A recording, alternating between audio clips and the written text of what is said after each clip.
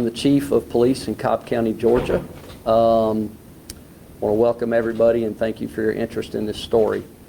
Unfortunately, last evening, we began an investigation on the death of a child from a hot car incident. My only role today really is to extend our sympathies to the family and the friends and the neighbors and all those who are affected by this tragedy. My only other message to the community right now is that we need some time to sort this out before we really know what happened. If I was in the position of this father, mother, sibling, friend, I would want a lot of grace right now and a lot of support, and that's what I would ask of our community. We have a great community. I would ask just for support right now. We have time to sort out the facts of this case, and we will do what is right, but we don't know right now whether or not criminal charges are warranted or whether or not outrage is warranted, but we do know that support is warranted. The only other message which we will convey at some point today is the details that we can release today, and obviously for people to really be careful in this heat. This is one example of some things that can go wrong, but there are others. So we just ask people to be cognizant of that and be careful. That really concludes my statement. I will turn this over to Sergeant Smith. I will not be taking questions, and Sergeant Smith will give you guys what we have, okay? Thank y'all for coming. We appreciate you.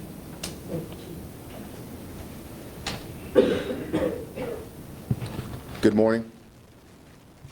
My name is Sergeant Eric Smith. I'm assigned to the Public Information Office for the Cobb County Police Department. On yesterday, July 2nd, at approximately 5:36 p.m., Cobb County Police uniformed patrol officers responded to the address of 884 Wanda Circle, located in Marietta, Georgia, which is an address in unincorporated Cobb County. The call was in reference to a child who was found unresponsive in a vehicle. Officers arrived along with Cobb County Fire and EMS, and the 2-year-old child was transported by ambulance to Kennestone Hospital, where he was unfortunately pronounced deceased. The Cobb County Crimes Against Persons Unit was notified and began the investigation. The investigation into this tragic incident remains active. At this time, there is no evidence to suggest that the child was left inside the vehicle. No criminal charges have been filed at this time. The next of kin was notified, and the Cobb County Medical Examiner's Office assumed jurisdiction of the deceased. This incident remains under investigation.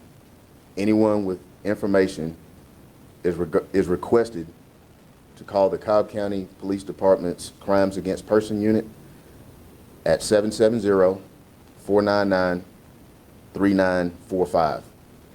The case number assigned to this incident is 240-44-573.